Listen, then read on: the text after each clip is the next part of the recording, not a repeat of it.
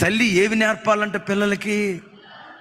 అంగలార్చే విద్య తల్లి పిల్లలకు నేర్పాలి. కన్నీళ్ళు విడుస్తూ ప్రార్థన చేయటం తల్లి పిల్లలకు నేర్పాలి. ప్రసవవేదన పడుతూ ప్రార్థన చేయటం తల్లి పిల్లలకు నేర్పాలి.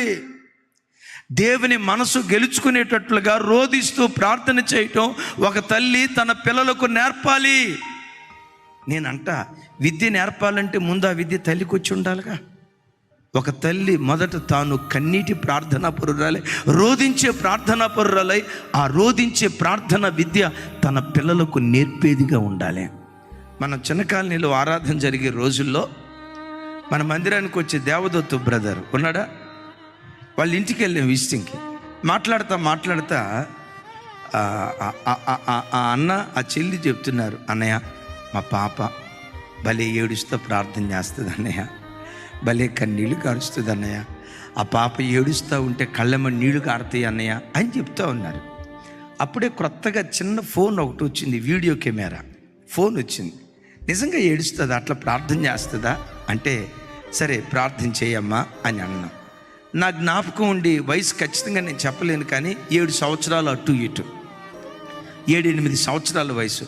అమ్మ ద్రాక్షవల్లి ప్రార్థన చేయంటే 7 సంవత్సరాల చిన్న బిడ్డ ప్రార్థన చేయటం ప్రారంభించిందండి. 2-3 పదాలు అయిపోయిన తర్వాత కళ్ళెమ్మ నీళ్ళు దారలుగా కారుతాయి. ఏసయ్యా మాకు చర్చి లేదు, ఏసయ్యా మాకు చర్చి దయచేయి ఏసయ్యా, వేల కొలది ఆత్మలు దయచేయి ఏసయ్యా, పెద్ద మందిరం మాకు దయచేయి ఏసయ్యా అని నేను చూస్తూ ఉన్నానండి. సేవకురాలు నా ప్రక్కనే ఉన్నారు. నేను చూసి నాకు ఆశ్చర్యం అనిపించి, ఎంత చిన్న పిల్ల ఎలా ఏడుస్తూ ప్రార్థన చేస్తుందని ఫోన్లో రికార్డ్ చేశా. చూస్తా ఉన్నా, ఇక ఆమెనన్నదాకా ఆపట్లా, చేస్తాను వెళ్ళిపోతుంది. ఒక్క 5 నిమిషాలు ఏడ్చుకుంటూ ప్రార్థన చేసిందండి. అరే ఈ చిన్న బిడ్డకి ఇలా ఏడుస్తూ ప్రార్థన చేయటం ఎక్కడి నుంచి వచ్చింది? వాళ్ళ అమ్మ దగ్గర నేర్చుకుంది విద్య. ఓ తల్లి తన పిల్లలకు ఆ విద్య నేర్పాలంటే ముందు ఆ విద్య నీకు వచ్చి ఉండాలిగా.